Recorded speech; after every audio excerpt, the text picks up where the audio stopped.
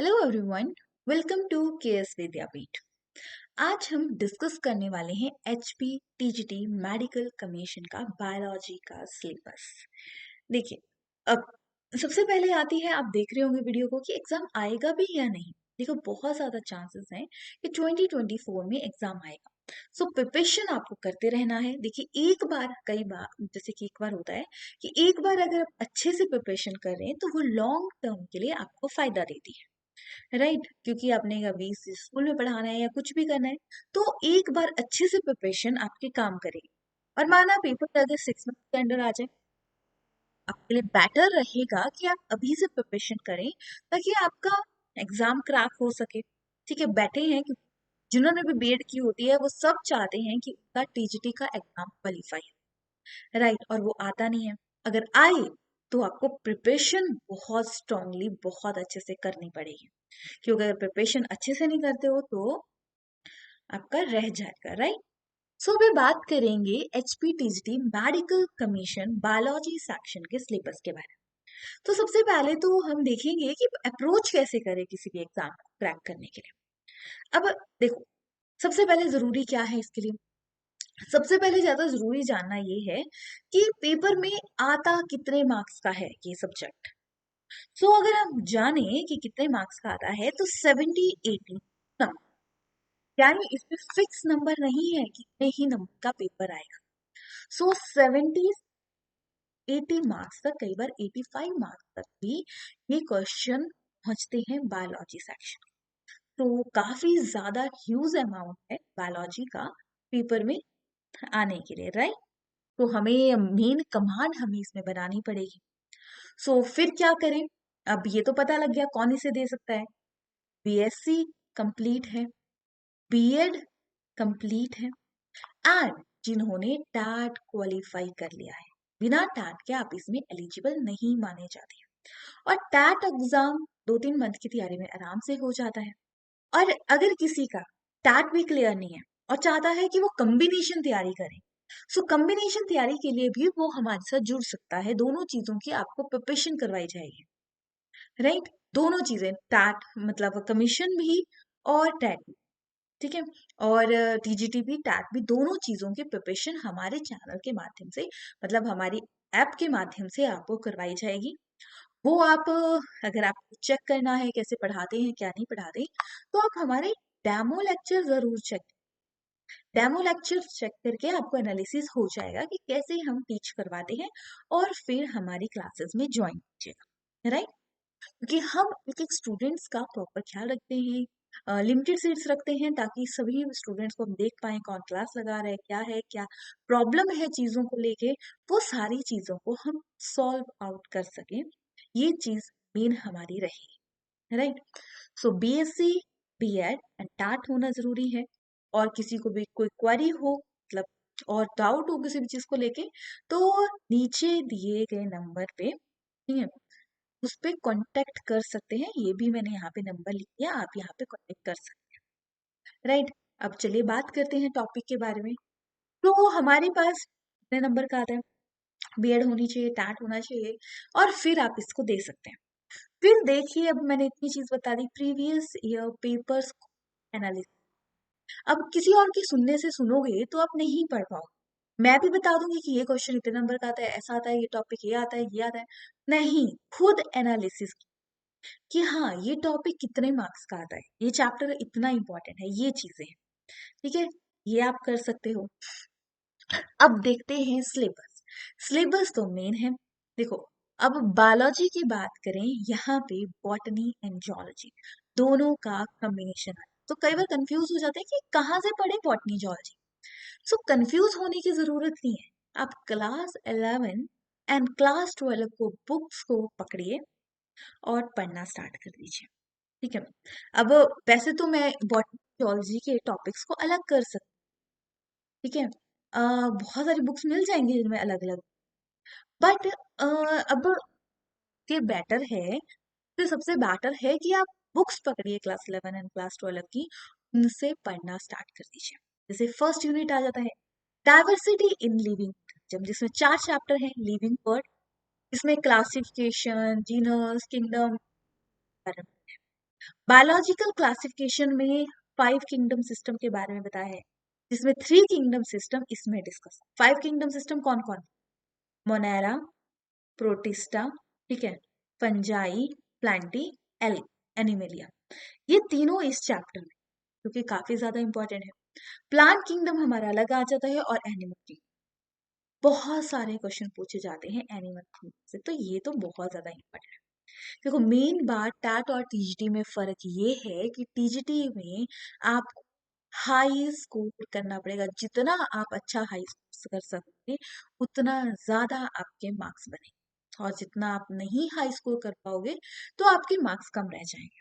ठीक है, मतलब आप क्वालिफाई करने से पीछे रह सकते।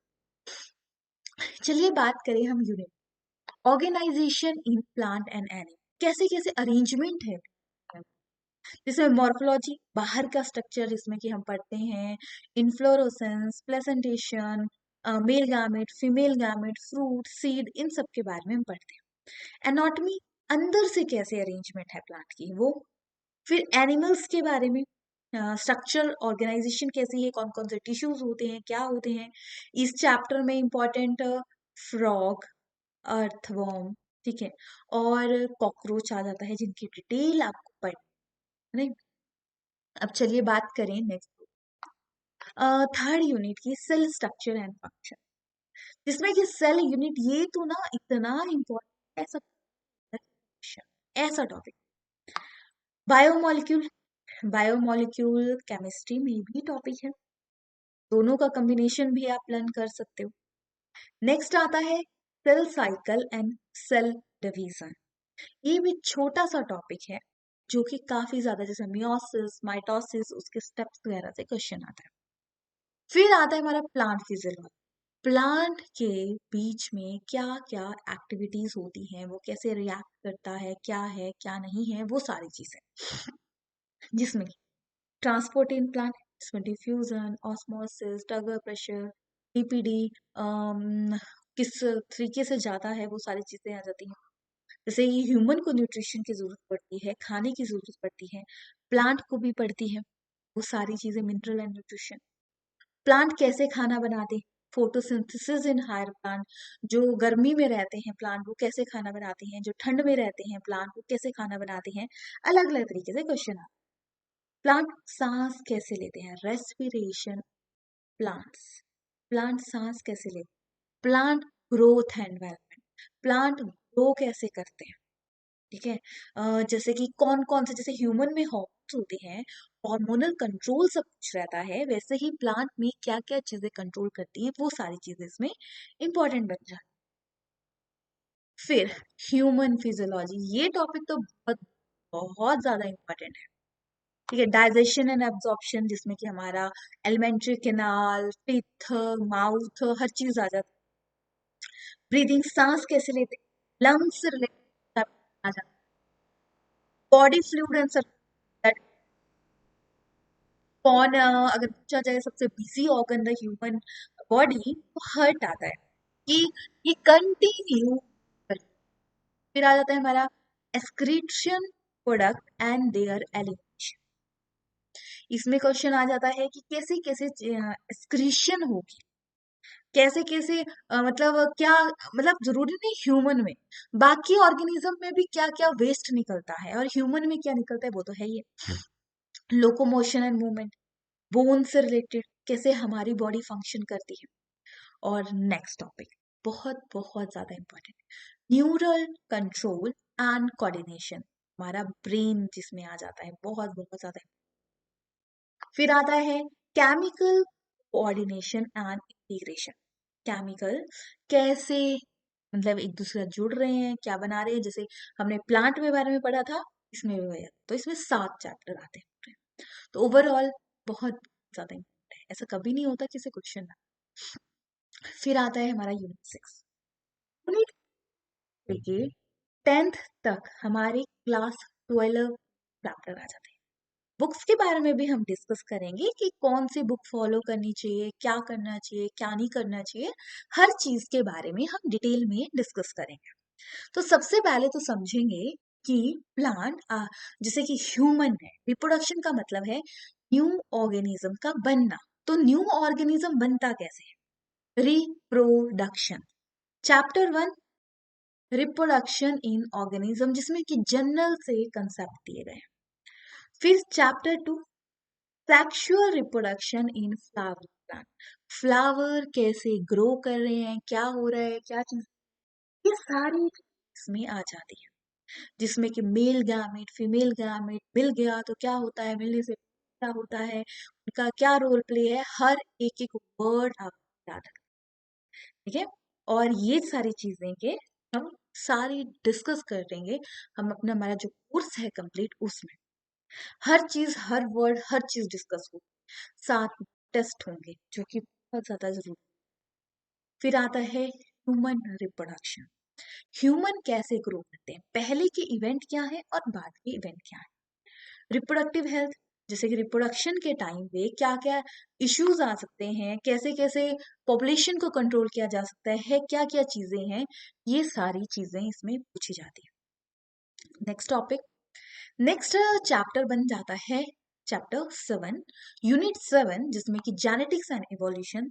3 चैप्टर आते हैं, principle of in integration and variation. ठीक है, principle of inheritance and variation, क्या क्या प्रिंसिपल है कि पेरेंट्स के करेक्टर बच्चों तक आ रहे हैं, बच्चों के करेक्टर आगे जा रहे हैं, कैसे कैसे है, और उनके बीच में मॉलिक्यूलर स्ट्रक्चर क्या है, किस वजह से ये हो रहा है।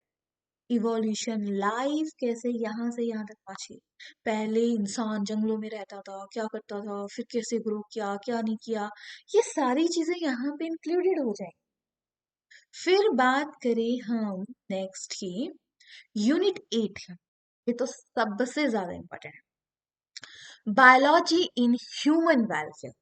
कैसे बायोलॉजी ह्यूमन वेलफेयर के लिए इंपॉर्टेंट है। सबसे पहले ह्यूमन हेल्थ एंड, तो हर कोई रोज किसी ना किसी होता था, क्या है, तो ये तो बहुत ज्यादा इंपॉर्टेंट है, ये जनरल जीके पर्पज से भी बहुत ज्यादा इंपॉर्टेंट टॉपिक है। फिर आता है strategy for enhancing in production, food production कैसे ग्रो किया जा सकता है। देखो लोग बढ़ रहे हैं, पॉपुलेशन बढ़ रही है, एरिया कम होता जा रहा है क्योंकि घर बनाए जा रहे हैं, तो कैसे चीजें रहेंगी, ये चीज। फिर आता है माइक्रोब्स ह्यूमन वेलफेयर, कौन कौन से छोटे जीव हैं जो ह्यूमन, अब देखो बहुत सारी बीमारियां भी कॉज करते हैं, बट कौन से ऐसे जीव हैं जो कि छोटे छोटे ऑर्गेनिज्म जो ह्यूमन के लिए अच्छे हैं, वो चीज बताई गई। अब नेक्स्ट, बायोटेक्नोलॉजी, बायो मतलब लिविंग, लिविंग से रिलेटेड क्या क्या टेक्नोलॉजी, टेक्नोलॉजी मतलब कैसे लिविंग को इम्प्रूव किया जा सकता है, क्या चीजें हैं, ये सारे के सारे कंसेप्ट यहाँ पे पूछे जाते हैं। ये आ गया, इसमें biotechnology principle and processes and biotechnology and its application, क्या उसमें रूल्स फॉलो होते हैं, फुल डिटेल हर चीज, जैसे कि कोई बीमारी है किस टेक्निक से ठीक की जा सकती है, कैसे मेडिसिन बना सकते हैं, कैसे हम ऐसे ही प्लांट को ग्रो करें कि उनमें बीमारी हो ही ना, ये सारी चीजें सुन। फिर आता है यूनिट 10 इकोलॉजी। ठीक है, इकोलॉजी की बात करें, ये हमारे थोड़े से एनवायरनमेंट से रिलेटेड चीजें हैं। जैसे कि सबसे पहले बात करें ऑर्गेनिज्म एंड पॉपुलेशन कि जो लिविंग थिंग्स हैं उनकी कहाँ कहाँ पे रहती हैं और कैसे कैसे साथ में रहती हैं, म्यूचुअलिज्म, सिम्बायोटिज्म, एनाविज्म, कैसे वो एक दूसरे के साथ मिलके रहती हैं, और कैसे कैसे वैरायटी आती है, ये सारी चीजें इसमें आ जाती हैं। फिर आता है इकोसिस्टम, इकोसिस्टम कैसे, क्या क्या चीजें हैं वो सारी, बायोडाइवर्सिटी एंड कंजर्वेशन, इतनी ज्यादा वैरायटी है दुनिया में, कैसे उसको हम कंट्रोल कर सकते हैं, कंजर्व कर सकते हैं, ये सारी चीजें। एनवायरमेंटल, ये तो हमारा केमिस्ट्री में, बायो में, जीके में, तीनों में इसके क्वेश्चन पूछे जाते हैं, जो कि काफी काफी काफी ज्यादा इंपॉर्टेंट टॉपिक हमारा बनता है। समझ गए, ये तो फिफ्थ तक जो यूनिट थे वो हमारे क्लास 11 थे, और जो फिफ्थ के बाद 10th तक जो यूनिट्स हैं वो हमारे क्लास 12 के आ जाते हैं। बायो हो, केमिस्ट्री हो, मैथ हो, फिजिक्स, सब चीजों में आपकी क्लास 11 फॉलो। अब बात करते हैं बुक्स। सबसे पहले तो सबसे ज्यादा NCERT, ठीक है, क्लास 11 एंड क्लास 12 दोनों की आपको पढ़नी है। ऐसे उनके पीछे बाहर का कवरिंग होगी तो आप देख लेना, जो कि काफी ज्यादा इंपॉर्टेंट है क्योंकि इसका एक एक वर्ड हमें क्लियर करना है। फिर अगर टेक्स्ट बुक फॉलो करनी हो और बुक फॉलो करनी हो, ISC की बायोलॉजी की क्लास 11 एंड क्लास 12 की दोनों की बुक्स आपको मिल जाएंगी, आप उनको फॉलो कर सकते हैं। बाकी बायोलॉजी की डॉक्टर आर के पिल्लाई की, ठीक है, दोनों क्लास 11 क्लास 12 दोनों की आप फॉलो कर सकते हैं। फिर बात करें हम नेक्स्ट MP कौशिक की, इनकी भी काफी अच्छी बुक्स है। फिर हम बात करें कुमार मलिक की भी अच्छी बुक है। फिर अगर क्वेश्चन वाइज देखना है तो यूथ कंपटीशन टाइम की बॉटनी एंड जूलॉजी की अलग अलग भी आप फॉलो कर सकते हैं। अब इतनी, सब कुछ सोचेगा इतनी सारी बुक्स जो हमें बता दी, हम इतनी बुक्स खरीदे। देखिए, ये तो रेफरेंस बुक्स हैं कि आप इनको फॉलो कर सकते हैं। अगर आपके पास, आपको नहीं फॉलो करनी है, नहीं खरीदनी है, काफी आप सोच रहे हैं कि वैलिड भी है, पढ़ भी पाएंगे या नहीं, तो आप हमारा ज्वाइन कर सकते हैं, जिसमें कि आपको प्रॉपर गाइडेंस मिलेगी, एक एक टॉपिक के बारे में, हर चीज, हर नोट्स आपको चीजें मिलेंगी, मॉक टेस्ट, हर चीज हो। बाकी अगर आपको परचेज है, अगर आप फुल सेल्फ स्टडी, तो जो भी books आपके पास क्लास 11 एंड क्लास 12, तो कुछ टॉपिक तो ग्रेजुएशन लेवल के भी पढ़ने पड़ेंगे, हर टॉपिक को नहीं बोल रही मैं, बट कुछ टॉपिक आपको हायर लेवल के पढ़ने ही पड़ेंगे। सो पर जो भी बुक आपके पास क्लास 11 एंड क्लास NCERT तो होनी ही चाहिए, बट उसके अलावा कोई और बुक भी है जो आपने अपने टाइम में फॉलो की हो, उन बुक्स को 2 से 3 बार पढ़िए। एक बार में ठीक है, आ जाता है माइंड में चीजें, बट प्रॉपर याद नहीं होती, इसलिए एट लीस्ट 2 से 3 बार पढ़ो। और खासकर हर बुक के बाद क्वेश्चंस दिए होते हैं।